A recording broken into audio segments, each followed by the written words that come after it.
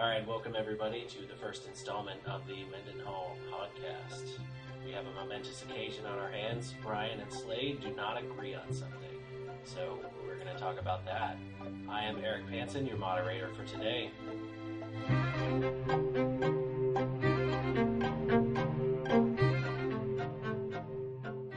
guys go ahead and introduce yourselves. My name is Brian Underwood. I'm a senior at the University of Georgia and a contributor to the Mendenhall. My name is Slade Mendenhall. I am founding editor of the Mendenhall and an MSc candidate at the London School of Economics. All right, this is over an article recently posted on the topic of term limits for congressmen. Slade, since you wrote the article, do you want to start us off? Yeah, well, I guess what started me off in writing on the subject is the fact that as we move into the 2014 elections, we had a growing discussion, sort of subtle, but a growing discussion about congressional term limits, and that's been going on since 2009. Jim DeMint and a number of other, mostly Republicans, if not all entirely Republicans, have put forward various ideas and proposals about instituting congressional term limits. And it seems that I know at least here in Georgia, in the upcoming Senate race, various candidates have already begun to make that part of their platforms. They've begun to make that a selling point of their campaigns, whether or not they support ultimately instituting congressional and senator and Senate term limits. So I have a few thoughts on the subject, mainly 5 reasons why I don't think that it's a great idea. And I am not a political economist, and so I don't claim that any of these are the law of the land, and I don't claim that they can't be refuted in any way. In fact, I'm open to their being refuted. If someone was able to explain to me why my concerns are misplaced, I hope that they could. But that hasn't happened so far in my knowledge of the subject, my research on it. So, without further ado, my 5 points of concern are these. The first is the most obvious. The first is that, as I say in the article, with the bad, so goes the good. So when people these days get caught up in the ideas of congressional term limits, throw them all out, tends to be the way of putting it. But the people they're generally thinking of, particularly Republicans, are mainly thinking of long-serving Democratic leadership on the left, and for that matter, the long-serving Republicans that they're not pleased with, or who they view as ineffective or corrupt, and they tend to think of it in terms of those who they would most like to see cast out, who they would most like to see taken from office. But what they forget in the course of that is that it applies just as truly to those that they who they do like, those who they do approve of. And so you have to remember that if you're going to institute a rule like that, it applies equally to all legislators. So, you may not have, Nancy Pelosi in 5 years, but you won't have a Ted Cruz either. You may not have, you're going to lose Rand Paul along with Harry Reid. And you have to remember that at all times. So, and unfortunately, those individuals like Cruz and Paul and those minorities in the House and Senate who are generally in the Tea Party caucus and who are fighting for smaller government and more limited government rather, they tend to be in the minority. And so I feel like over time, this within a decade or so, this would most affect them. They would be the ones most direly affected by this, and the others who constitute the rule and not the exception would continue to be the rule. I'll let Brian respond. Yeah, no problem. In general, I think point-by-point basis. Off here. I have to admit that your opening point, I think, is actually your strongest one out of the ones I'm familiar with. Because you're right, if you institute this sort of term limit system, you get rid of the Ted Cruz's, you get rid of the Rand Pauls, along with the Nancy Pelosi's, the Harry Reids, the ones we would prefer to see gone anyway. And this is a pretty familiar notion with the American people, where Congress itself as an institution has remarkably low approval ratings, but people are highly approving of their own congressman. It's just everyone else's they don't like. And so when people think of term limits, they think of the other 534 members of Congress, or I guess if you include the senators, 532 members of Congress that aren't their own and that they would like to see gone.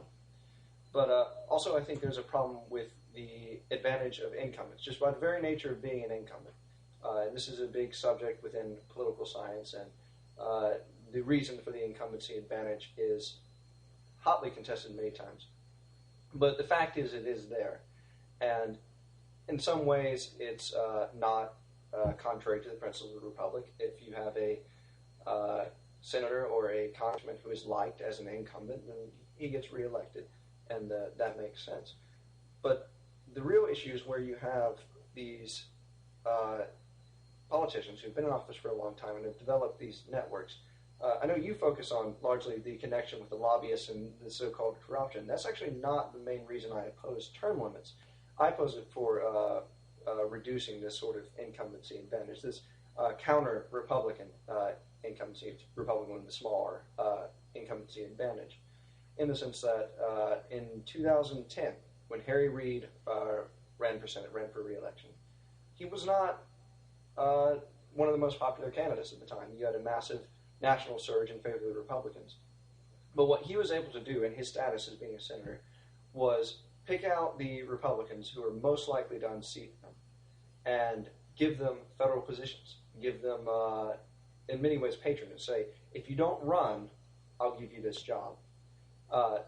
And that's how we ended up with Sharon Angle being the only one to oppose him. And he got rid of all the quality candidates. He got rid of anyone who could possibly unseat him. And so he was able to stay in power by the simple fact that no one of value was opposing him. Because when you run an election, it's not enough to dislike the person currently in office. You also have to have someone opposite to like them. So that's my main issue with it. Because you get rid of the good ones as well. But in the system, some of the systems we've talked about is after so many years they'll be able to run again.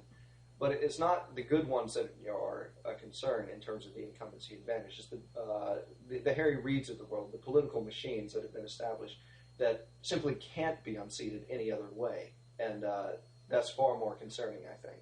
And I appreciate that. I do. I think that, I think that's a good point. I just also still believe that it's sort of like, doing surgery with a battle axe versus with a laser. And so there becomes a problem of, yes, there will be those incumbents who use political networking and who use the, advantages of being an incumbent to sort of, file off potential competitors into federal positions or into, into state positions where they have pull and so forth. But, at the same time, as I say, you're going to lose the good with the bad. So you're going to lose the those who have an incumbency advantage, but might be far more ethical and might be far better for our country as you and I agree upon what is good for our country than whoever they're competing against. Yeah. So again, it becomes a matter of trying to solve what I view to be a problem of content and a problem of the actual policies of these candidates by an institutional means that doesn't really get to the heart of the problem. Yeah. And so as a result, you hurt good and bad alike. I'd like to focus on one particular point that you just made, where in general I'm seeing that your feeling on the incumbency advantage is that it's simply there, and what's more important is the ethicality of the person using it. Whereas from you, Brian, I'm sensing that you view the incumbency advantage as unethical in its existence. Can you either say that I'm wrong or elaborate? Well, I won't say you're wrong, but I think you have, sort of misinterpreted. But I don't think the incumbency advantage is in of itself unethical. Incumbents, by the nature of being incumbents, have the ability of going to voters and saying, look what I've already done for you. Not necessarily in the sense of pork barrel, but saying, I've been following your will. Or, and they've run elections before. They're quality candidates is what they're called in political science. So they know how an election works. They know how to run an election. They know how to win an election. So that in itself is not bad.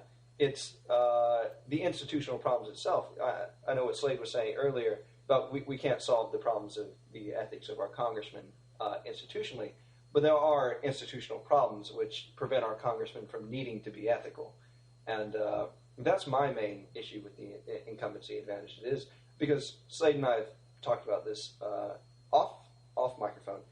We do actually agree on that issue that the eventual reformation of this country, the move towards a free market system, has to be cultural. The disagreement here is not that the changing the institution itself will, by its nature, produce a free market, but you do have these safeguards for free market principles. But we agree on the need for a cultural change. My only issue is that the way it's institutionally set up now with incumbents, that they can prevent themselves from facing electoral accountability just by the very nature of their position. And that's, I think, the real issue at hand. Okay. Well, without, I guess, circulating and hammering old ground, I guess I'll go into the second point, which is essentially, well, in the article it's listed as the first, but it's basically, as I summed it up, fewer elections, fewer consequences.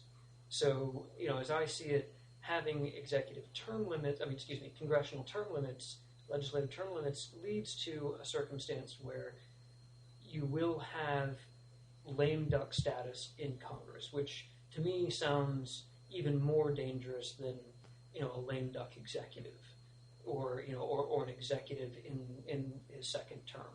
In American politics, it's a long recognized fact that American presidents just don't have as much reason to be responsive to the will of the American people in their second terms. That's not to say that they, completely and totally abandon ship on the American people. Certainly they have a reason to, maintain a good image for their party and to usher in potentially, the next president from their own party. And so there's an incentive to that extent. But in terms of, for their own benefit, for their own career, their own political futures, the second term tends to be, they just will not have as much of an incentive to, there's a legacy effect, but, I don't think that, the legacy of how people remember you in 30 or 40 years is as powerful as whether or not you get re-elected next year. And so I'm just very, very cautious and I would be very afraid of seeing that run rampant throughout Congress. And I haven't run the numbers, so I don't know exactly how many legislators would be, in that status at a given time. I'd be very interested to know exactly, how many we find in that condition at a given time. But, I think that seeing legislators who don't face the prospect of re-election in 2 or 6 years, in the case of the Senate, leads to a situation in which they don't have as much of an incentive to satisfy their constituents, and they don't have as much of an incentive to be responsive to their own constituents. And I know that the counter-argument is, well, they have an incentive to look out for their party or the next candidate who comes after them being from their own party. Yes, but I just, as far as I'm concerned, if they're not willing to do it to save, to maintain their own status and their own reputation, then I don't buy it that they'll go out of their way and forego, the sort of benefits that come with political connections as we've, come to know them. I don't think that they'll bypass them for their own sake or for the party's sake if they wouldn't do it for their own sake. And so, so that's basically it. It's just not having to face the will of their constituents every so many years. That's to me, I see that as a big one. And on the other side of the equation, I think that lobbyists would see those kinds of candidates as prime targets for added pressure, prime targets to, put their efforts towards. And therefore, it makes it even more difficult for those candidates in their last term to withstand pressure from interest groups and from lobbyists and so forth. Because, on the one hand, they have everything to gain from interest groups and lobbyists on one hand, and then they have nothing to lose because they don't face re-election. So, it's kind of a win-win situation for them, unfortunately, to turn their back on their own constituents and the American people. And you brought up a number of points here, so let me see if I can address them. You talked about the danger of a lame duck legislator, and you said how it might potentially be more dangerous than a lame duck executive. In mass, not in individual cases. Okay. But in aggregate, like I said, I don't know how many you would have at a given time, but I would imagine it would be enough to potentially sway the vote on legislation. And these days, when legislation tends to be on the order of implementing massive healthcare overhauls or or regulatory systems and so forth, it can. I just see it being very dangerous in aggregate. Well, assuming you take Darrell Iss's plan, it was 3 terms for House members and 2 for senators. Is that what was? Dement's plan. Yeah, was that what it was? 6. It was 6 and 8, or 6 and 12. Yes. Okay. Well, the math for that would be, assuming that you get elected in the House and you stay there all 3 terms, be about a third of the House every so often. But your main point was that they wouldn't be responsive to their constituents. They wouldn't feel the need to be responsive because of their electoral accountability, or they wouldn't have any electoral accountability. And I think, dwelling on this more, the Senate would be, I think, a different case than the House, because in the House, a lot of the House seats are such that it's a one-party district. Essentially, most of them are 60% one way or 60% another way for one party, and you don't have those kind of battleground states. And those are actually the ones that are most concerning, because generally speaking, the American people go out and they vote for a party. And what you want to do is not necessarily just unseat them. You want to provide an opportunity for new candidates to get in the primary. You want to provide them an opportunity for that party to change, because right now the big effort, from the right has been reforming the Republican Party, and you have these incumbents who have the same benefits I was discussing earlier, but they're so entrenched in a district that is so one way for their party that they already don't face much electoral accountability, because they're at the head of their party's machine in their particular district. And in order for them to be unseated, they would have to have a primary challenger. And we did see some of that in 2010, we have to admit. I mean, you had Tea Party challengers coming up and unseating Republican incumbents. And that's good. And your point on lobbyists, though. First, I have a unique view on lobbyists. I don't find them inherently inimical to the Republican process. Lobbying could be you and me going up to our congressman's office and saying, hey, we support this policy or we don't support this policy. You can have good lobbyists and bad lobbyists. And again, as we've discussed on the side, what you want to do is take away the incentive for bad lobbyists to go up there anyway. You want to constitutionally change the Constitution, or you want to amend the Constitution to separate the economy and the state. And that's the ultimate goal with the lobbyists. But insofar as a lame duck Congress, the way it is now, you already have so many congressmen just not responsive. I'm not sure you would see much of a change in behavior overall. And again, I could be disproven on this, like you were saying at the very beginning. I'm not entirely sure. But you have so many congressmen in single-party districts that they're not concerned about re-election. They're not concerned about losing their election. So if you force a primary by the fact of forcing them out, then even though their behavior won't change, you can still get some fresh blood in there, some fresh ideas, and change up the system a little bit and produce at least a faster level of reform for the parties, especially the Republican Party as it is. Yeah, and that very well may be. I guess I just have, I have no lack of faith in the parties as they are to produce an endless stream of uninteresting and not really revolutionary candidates. Yeah, so yeah, I just, I see it continue to be much of the same. But okay, well, I think we've hammered that ground. Now, moving on to my third point, which I'll go ahead and accept from the outset is perhaps the most, maybe the most controversial or the most easily contested. I don't know, but as I see it, legislative term limits might actually tend to favor the growth of the executive branch.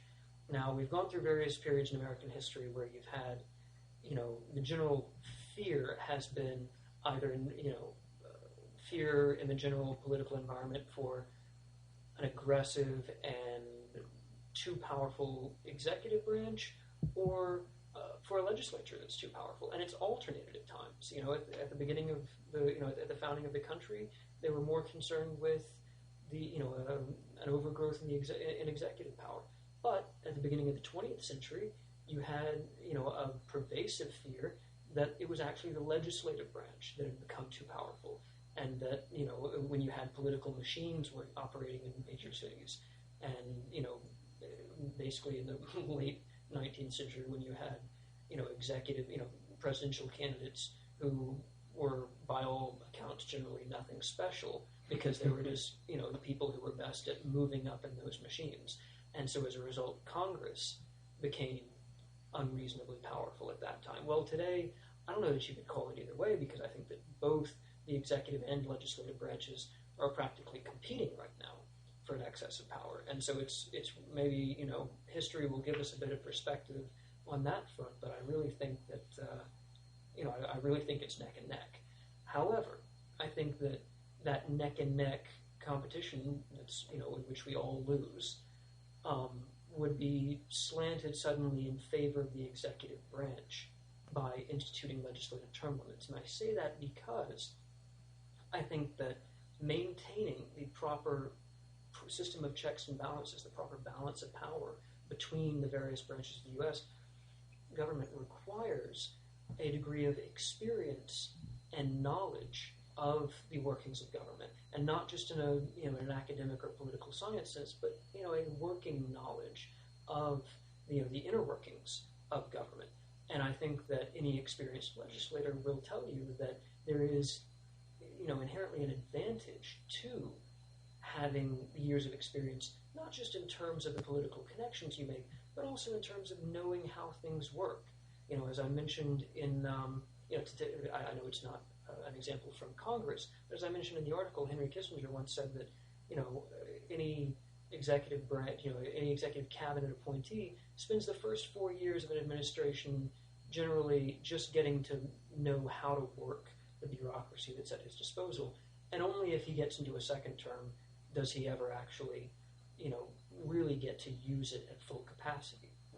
And so, I feel that congressmen and senators in that position, who may only have 6 years, maximum 6 years of experience in the case of congressmen, won't have the experience to know how to oppose the growth of executive power.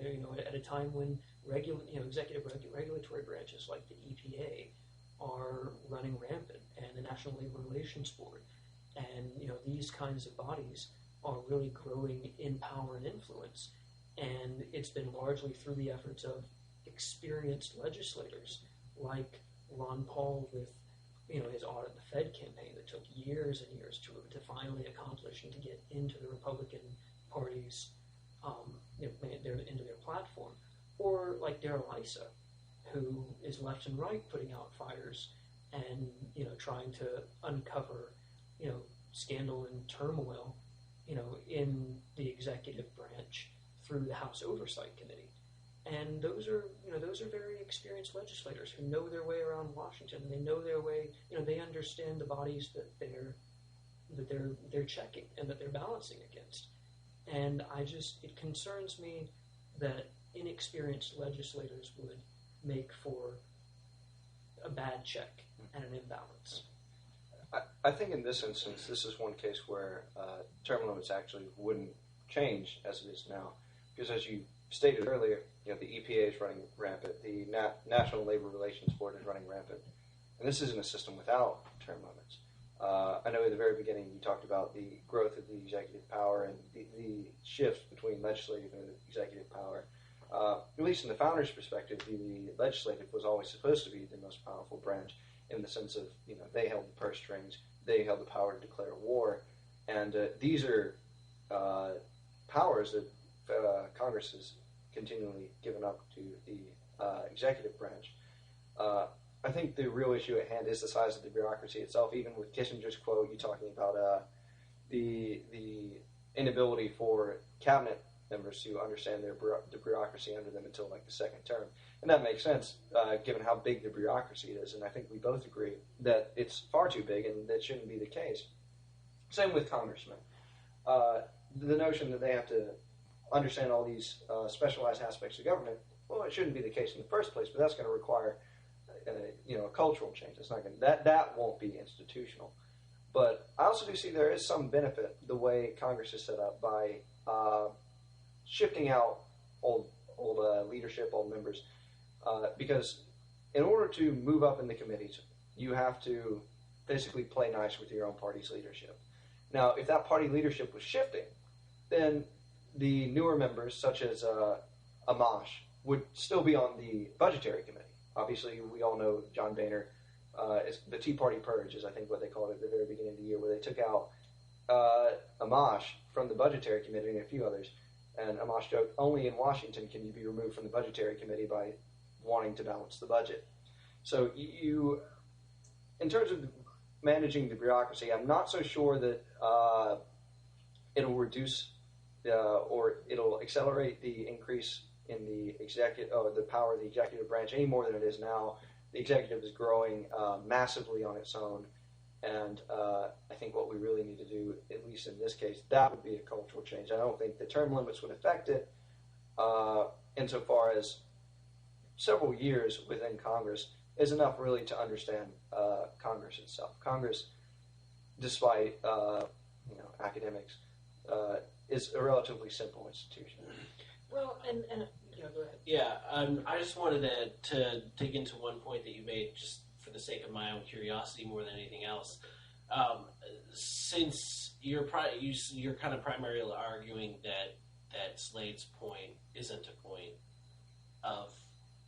that would be involved in this, what do you think that, in the terms of having inexperienced congressmen coming into office who don't understand the bureaucracy, could force the cultural shift towards removing that bureaucracy, that these people who don't understand it would have no other choice but to punch through it and by default start chipping away at it just to clear their own points? Yeah, and I think that's an interesting point, because usually when we talk about learning the system in Washington tends to be going along to get along. You manage the bureaucracy by not upsetting it. You reduce the budget, not by actually reducing the budget, but by reducing future spending some way down the road. So I think if you have, quote unquote, inexperienced but principled politicians, and obviously we're always pushing for principled politicians, I think that would help. But in this particular issue, I just don't see that the experience of the congressman would alter the growth or the rate of growth of the executive, because we have well-experienced congressmen now, and the executive is growing massively. And your point on Ron Paul, absolutely right. The audit the Fed addition to the Republican platform was important, but that wasn't just him in the capacity of a congressman. There's been a whole, cultural shift over the past, decade, or even the past few years. True, but those cultural shifts, I don't think there's a better example in Washington of a cultural shift that is primarily led by a single individual, and who, a single individual who really pioneered for years in order to make that happen, and without whom I can't say I think it really would have happened, not for many years after after it already has. But and I understand what you're saying, but I'm really I'm arguing against the institution of these policies, but I'm not really on your end. I'm not, coming to understand a lot of reasons for why instituting those term limits would alter, the current conditions in Washington. Because really, what we're saying is that keeping it, keeping things the way they are wouldn't change anything. Okay, maybe, but I'm not the one advocating the institution of any kind of a policy. In fact, I'm advocating not instituting a policy. So I'm really not the one who has to, defend things the way, things the way. Fair enough. You see what I'm saying? And we're going off of your points first, obviously. Right. My main points for it, obviously, the incumbency advantage, the way it is now. Just to quickly revisit the point I talked about earlier, is that the institutional ability of incumbents, especially in the Senate, less so in the House, but especially in the Senate, to look at their field of competition and eliminate any possible legitimate opposition to them is a problem that needs to be addressed.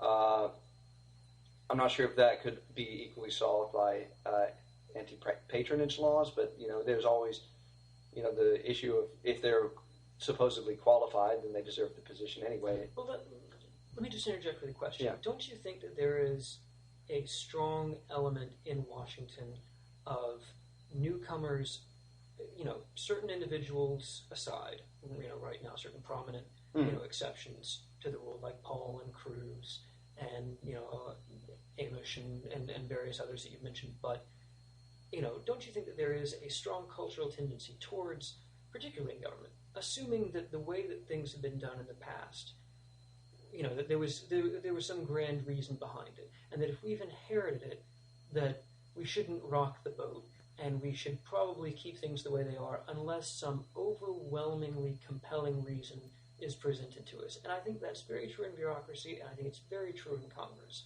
that there is a tendency towards the status quo, because doing anything different costs political clout, and doing any different takes effort, and it takes knowledge, it takes know-how and understanding of Washington. And as far as I see it, to answer Eric's question from before, I don't think that new, incoming congressmen will necessarily have, because they don't understand those bureaucracies, will necessarily have a tendency against them. I think, quite to the contrary, I think that they'll show up and assume, well, I guess if this is the way it's been done before, maybe somebody had a good reason for it. And very rarely is that the case, unfortunately. But I think that there's a tendency towards assuming that the guy before you knew better than you because he's the guy before you. And so that's part of what concerns me. I want to move on to the next point, okay, because it deals with a lot of what we're saying. Okay.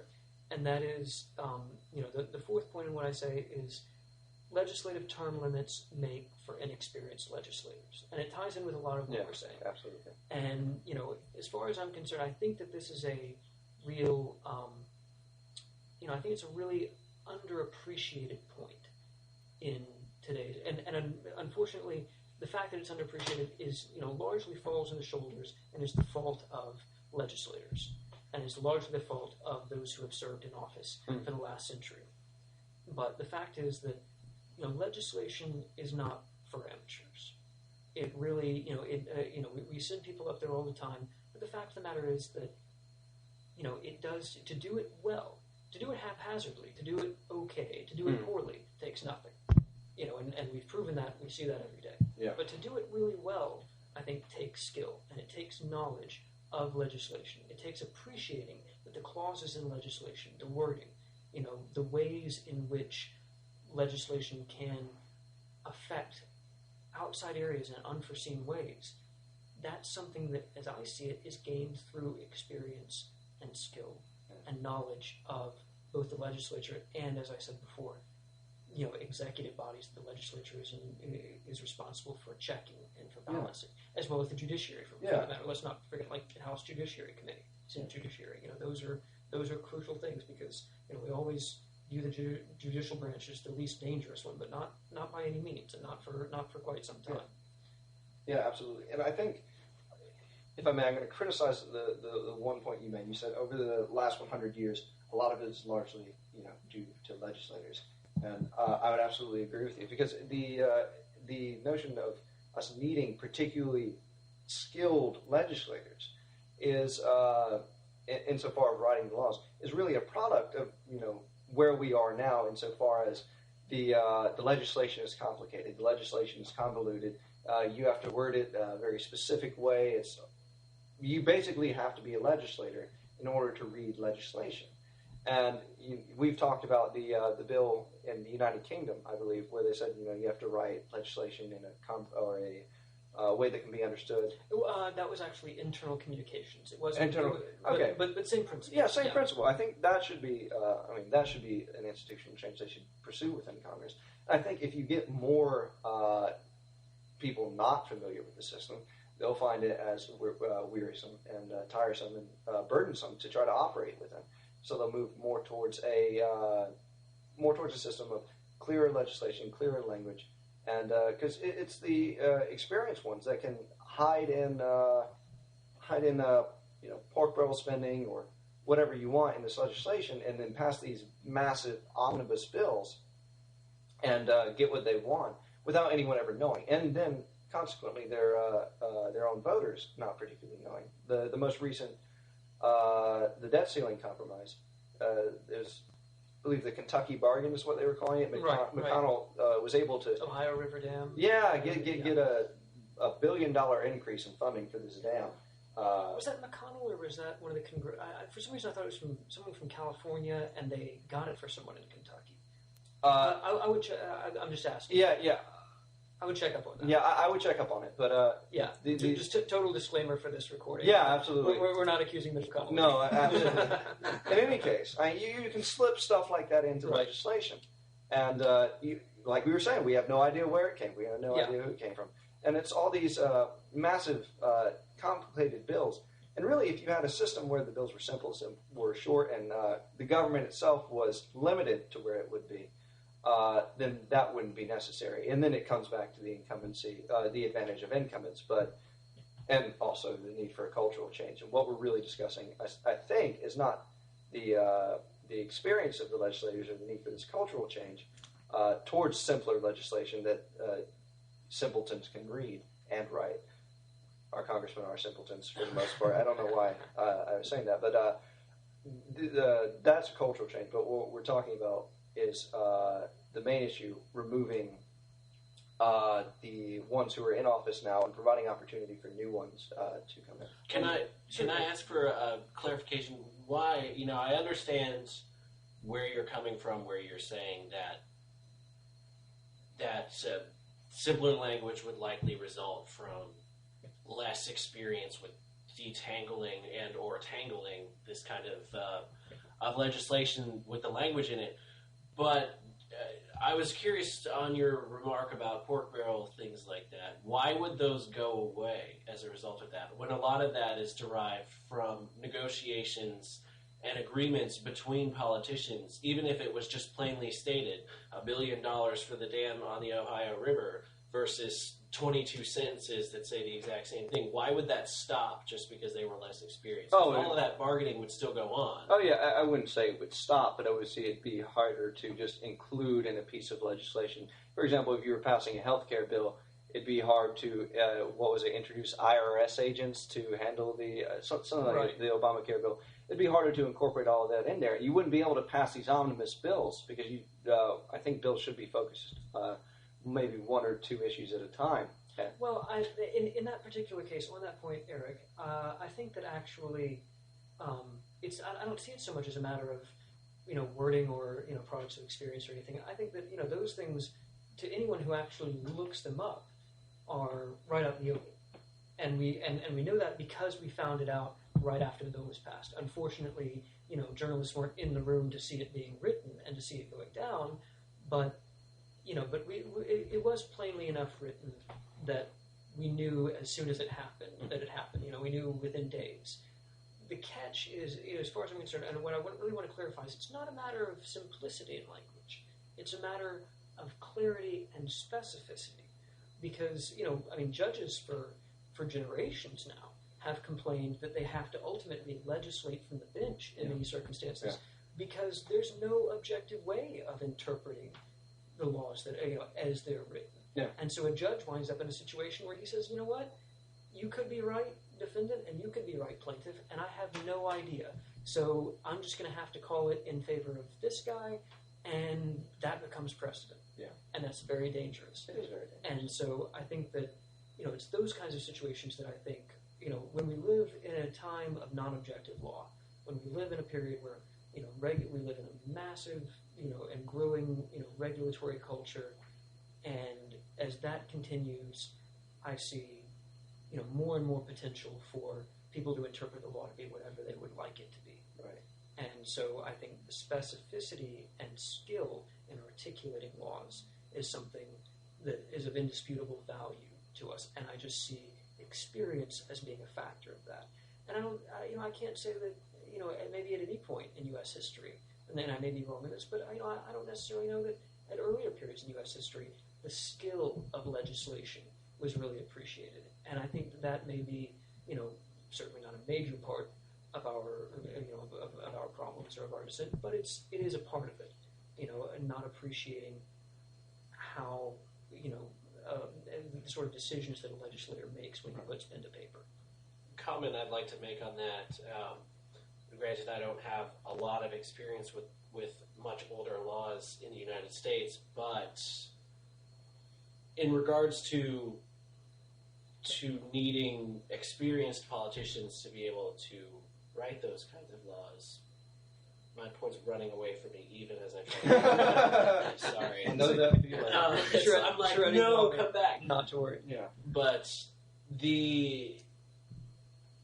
okay, there it is. Got it back. All right. I think one of the biggest things that's coming up here, this unclear, tangled language is, there are so many ways this can sound wrong too, but a slowly decreasing level of education in the elected officials in the first place. Oh, certainly. Going way back to the early days of America, you were dealing almost exclusively with incredibly highly educated men.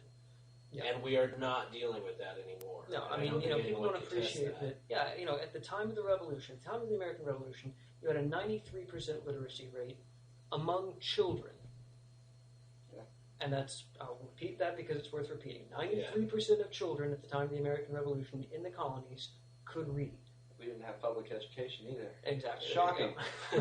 Unfortunately, yes, and you're absolutely right. And Brian and I are very much in agreement on the fact that for all the things we've disputed on this one, on this one subject today, Brian and I are very much in agreement that the ultimate solution is cultural change. It's only a question of whether or not, in the meantime, institutional changes and what kinds of institutional changes can safeguard us until that transpires, because cultural change necessarily takes time. Right. It takes generations, and as you say, education.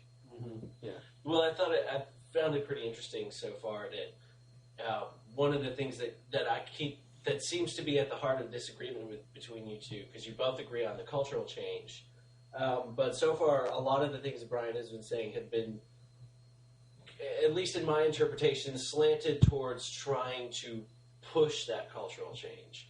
And you're saying a lot of the time these experienced long-term politicians can push that themselves, Ron Paul being a very good example of that, but a very rare example of that.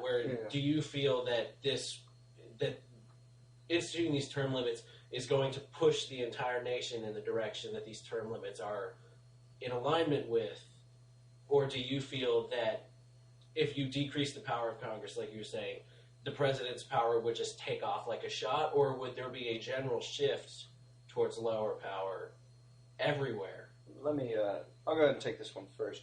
Because you pointed out earlier, a lot of my counterpoints were saying, oh, well, term limits wouldn't necessarily, change it. So and that's obviously in response to the points you've listed here. But I definitely think you're right in a sense. I wouldn't say it's like we institute term limits, all of a sudden we have capitalism and we have capitalist candidates. But the more, because the more candidates you get rid of office, the more necessarily going to come out. And there's usually a limited pool of people wanting to run for political office anyway. Usually for House positions, they come from the state legislature, for the Senate, they come from the House or the state legislature or the governorship. And what you do when you have these long-term candidates, the potential candidates don't run. It's called running strategically. You run when the seat is open.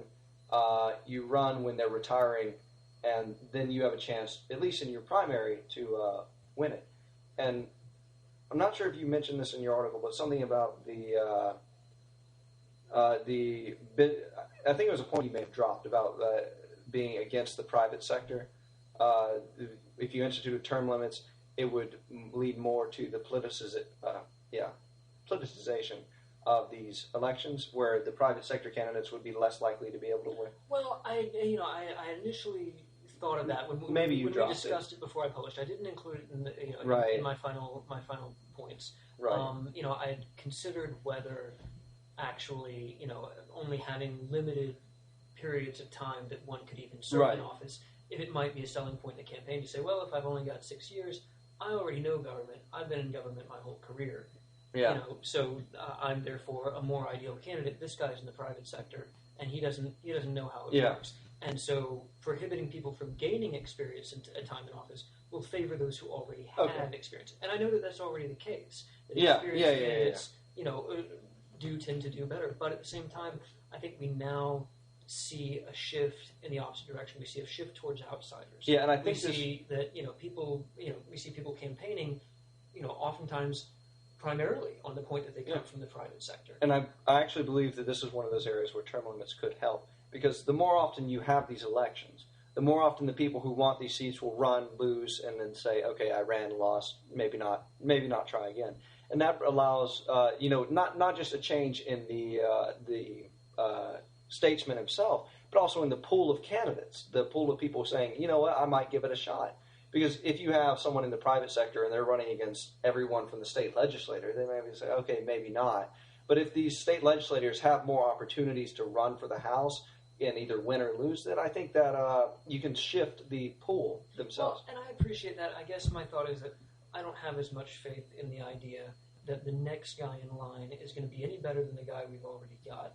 And so you wind up, instead of, with one long-serving, uninteresting, not so great candidate, you wind up with, a series of short-term, uninteresting, not so great, and now inexperienced.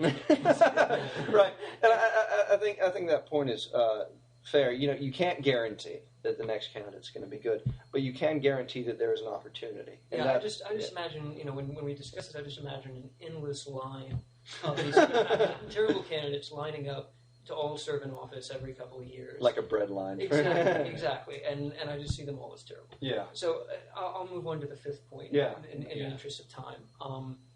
And the fifth point is another crossover between the branches. It's the contention that term limits on Congress will put downward pressure on presidential candidates' levels of experience. And Brian, we discussed this before I published. Yeah. Essentially, what I'm saying is that if you look at the last presidential election, or rather the last Republican primary, let's say that, you had 50% of the candidates, of the major candidates in the Republican primary, coming from Congress or having previously served in Congress. Yeah. And that's at least how they were publicly known. And yes, in the past, executive experience as a governor or in the private sector has been more appealing historically, in presidential candidates. But I see it actually going in the opposite direction. And really, if you look at the last 50 years, we've had an increasing number, not very frequent, but an increasing frequency of presidents coming from the legislative branch.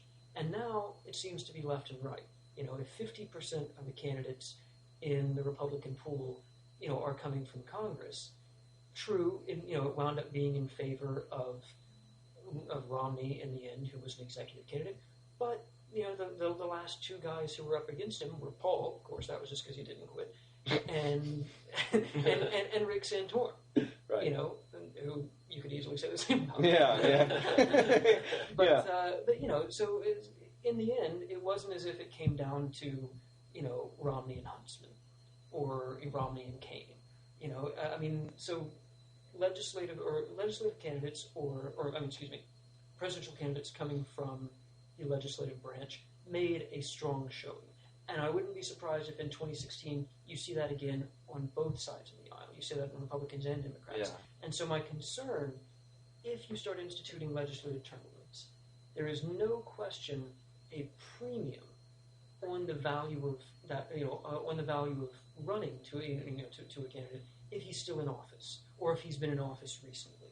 The longer he's been out of office, the more difficult it is. Newt Gingrich aside, because he's just, he established himself as Newt Gingrich 20 years, 40 years ago, we knew he'd be rich forever. And Yeah. and Unfortunately. and to the Republican Party, that's he will remain a very How do you really feel? a very influential figure there. Right. So so that example aside, in general, there is the mentality that, well, I'm in office, now's my time. I've made a name for myself. I don't want we don't want the fires to burn out. We don't want the excitement to go down. So let's strike while the iron is hot. We don't have another 4 or 8 years to wait. Right. And so my thought is, if you start instituting legislative term limits, and somebody knows that they're not going to be in office that long, and they might not, if they come out of office, they might not get reelected again. There's just so many variables in the future. Right. Then the question becomes, should I just go ahead and run now that even though I don't have a lot of experience and a lot to claim? And the fact is, I think we can all agree we've had that for now the last 5 years. We've had, a president who had, very similar resume to that, meaning none at all. And look what we've gotten from it. True, the main damage of the man is that, is in his philosophy and his general view of the role of government in our society. Yeah. But his lack of experience shows. It showed from day one. It shows today. Yeah. And the way he relates to Congress and the other branches of government, it shows in that. It shows the way he speaks to the American people.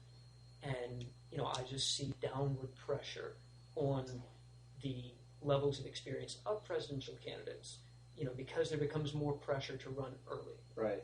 I think there's, I'm just going to disagree with the point, because you look back in the 20th century and you see all the candidates who, and all the ones who actually won the presidency. You had good ones and bad ones with the exact same level of experience. And you pointed out the candidate pool for the legislative branch, or for the Republicans, contained a lot of legislators, and you also pointed out that they all lost, and that tends to be the case. The only, with I think one exception, in the 20th century, the only person to become president without having either governor experience as a governor or experience in the Senate was Henry Ford, and he got there by accident. Gerald Ford. Henry Ford would have been a hell of a president, but Gerald Ford. Hoover too. He was Secretary of Commerce, I believe. But you have a bunch of House members running for the president. They tend not to win, and I don't necessarily see it as a downward pressure for experience, because even though you have these candidates moving out of office, we only have presidential elections every 4 years, and they might leave and be out of office, but that doesn't mean they're like, hey, I'm going to run for president now, because they're also strategic. They also say, okay, is this a good year to run? Is the president an incumbent? Is the incumbent from my own party? And so there are all these variable factors involved, and I'm just not entirely convinced that the experience of the president is the main issue, and I'm not entirely convinced that the term limits would alter the experience, because generally speaking, even though we have had a lot of legislators run, I don't know the trend. I have to admit, I don't know how many legislators we've had running in the past. I don't know if that's changed now, but generally the presidents have been executives or senators, and Rick Santorum was actually a former senator. He wasn't even senator at the time, was he? He was. I believe he was former senator. Yeah, but very recently. Very recently. Yeah. Okay, and I don't know. I guess I just don't see the virtue of the experience. I understand. Well, I think that seems to be a recurring point across a number of these points in our disagreements on them. It wouldn't. I just put a premium on experience in politics and experience in Washington and knowledge of the way things work. Because what we're talking about, we're both in agreement on what we want is what we would like to see as the end goal. And where the direction we would like to see this country taking. But I think that there's been unfortunately, especially in the Republican Party, there's been a trade-off between those who had the right mentality and those who had experience. And unfortunately, I'd like to see. Unfortunately, we haven't seen much of both, and maybe that's coming. maybe that's going to be the way things are with people like Paul and Cruz, coming into the Senate and various others in Congress, and maybe that's hopefully that's the trajectory. But I feel that these people get easily written off oftentimes because they're new candidates. At the very least, I think term limits would allow those people without experience to get it. Like I've been saying, it'll allow them to get into that office and get that experience, and at least be able to say, okay, I do have good principles, and I have experience no different really than from anyone else who's running. Except with the exception of governors. Well, I just, I'm afraid of Congress becoming a training ground. Why did I get Al Qaeda in my mind, like the monkey bars? I definitely don't want to see half of Congressmen on monkey bars. But no, I see it becoming that. I guess in the end, I see it becoming a place. If you institute these kinds of rules, I would see it becoming a place where everybody's learning the ropes still, everybody's figuring it out, and everybody's both trying to accomplish something and trying to learn how you accomplish anything. And those are two different tasks, and they're very complex and very difficult. And so, I want to see people with the right mentality, but who know what they're doing, who are at home, in the position to do it. And it could be me taking for granted how difficult, achieving those goals could be. I mean, we're an intelligent bunch sitting around this table, so we all could probably handle it. So that could be the case. But I guess running low on time, I'll go ahead and summarize my position, and then I suppose it would be good to summarize yours. A lot of the points you brought up throughout this discussion, we've discussed and said, term limits won't really change it. And you said, okay, well, yeah, then there's not reason to change it. And I see the virtue of that. My points are not really at all related to yours. It's the notion of providing people with the right principles who are currently outside of politics and can't get into politics because of the way the incumbents are now, the way incumbents can get rid of quality candidates. And you can make the argument and say, there can be a quality candidate with the right principles who can just refuse that temptation. Usually the quality candidates are not the ones with the right principles now. I think we both can agree on that. Right. So what would be an issue is cycling through those quality candidates, changing the pool of candidates, getting one guy out, the guy who's most likely to run next, and then once you start changing out that pool, sifting the water or sifting through the sand, you start producing or incentivizing candidates who wouldn't otherwise run, who do have the right principles, and say, hey, there's an election every so often. I can take advantage of this, at least run once and see how it works. And also, we never really mentioned, but there was a point, you sort of touched on it, the idea of having term limits, but then allowing them to run again, such as, you run for all your terms, and if you win those terms, then you have to take 1 or 2 terms off, and then you can run again. I actually don't like ISIS plan. I would say 5 terms. Dement. I keep saying ISA. But yeah, Dement's plan. I would say 5 terms for the House. I think 2 terms for the Senate would be good because it's 12 years. And then 2 terms off for a House, and then 1 term off for Senate, and then they can run again. And obviously that's a lot of time. But I believe that if you get rid of these incumbents who have this inherent advantage, this un-Republican advantage, not just by the nature of them being there and having the experience and being able to demonstrate that to constituents, but being able to effectively eliminate their competition through the institution as it is now. If you change that, then you'll allow for, or you'll be able to facilitate the cultural change. I'm not saying the cultural change will necessarily follow, but it will be more easily facilitated. Okay. I just want to, since I got the length of an article to explain my points, I won't summarize too much. I'll just do it as a bullet point. First point was, with the bad, so goes the good. So, when you say, kick them all out, you're just remember you're kicking out the guys you like to. So that goes with that. I admit that's your strongest point. Second one, fewer elections, fewer consequences. So you have, same situation that we have with presidents in their second term that who are less responsive to the will of the people. You now introduce that into Congress, and I see that being a dangerous effect to have at work in two branches of government, particularly where you have federal judges who, can serve for many years in the judiciary. So, so I see that as a dangerous point. Third point, I see it as being in favor of executive growth, because you lose the benefit of experience in Congress and people are always being cycled out. And I think that power seeks voids, power seeks vacuums. And so I don't believe that if you diminish the influence or the power of Congress through limiting, through limiting terms, that you'll see a smaller government or a more limited government. I think you'll just see the executive branch fill those openings and fill those places of influence, just the same as Congress. And personally, I'd much rather be a congressman because we can get them out much more quickly. Fourth point, term limits make for inexperienced legislators. Again, I want to restate that I do think that there is a value in the skill of legislation and knowing the government that you are at the helm of. And fifthly, downward pressure on presidential candidates' levels of experience. And we made that point. Last point that I want to make is a point that I made in my conclusion, and it's better articulated there. So I'm interested. I push you forward to that.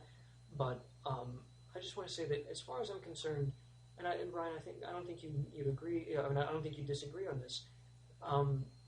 We've said that the answer is cultural. We've established that we agree on that. But I would also like to accentuate the fact that, I think that we don't have to wait for cultural change. There are things that we can do in the meantime. My emphasis on cultural factors isn't to say let's wait until our grandchildren's generation. No, that's not what I'm saying at all. There are safeguards that you can implement, but they're in separating government and economics, separating politics and economics, getting government out of the business of controlling industry. When you do that, when you separate government and the economy, what you're going to see is not just that you limit the influence of legislators, but of lobbyists. But lobbyists don't have as much incentive to go to the legislators. You're not just going to see limiting the legislators' powers. You're going to see legislators that have much less power over our lives overall. And so it won't matter how long they're in office because they're not that important in the first place to us. And that's really what we'd like to move towards. All right, we'll wrap it up. Yeah. Well, thank you both, and thank you to everyone listening. We welcome your comments. I know a lot of points I hadn't thought of were brought up. I hope that I brought up some points that Brian and Slade had not thought of. So we'd love to have points that none of the three of us have thought of brought up as well. So thanks again, everybody. Thank you. Thank you.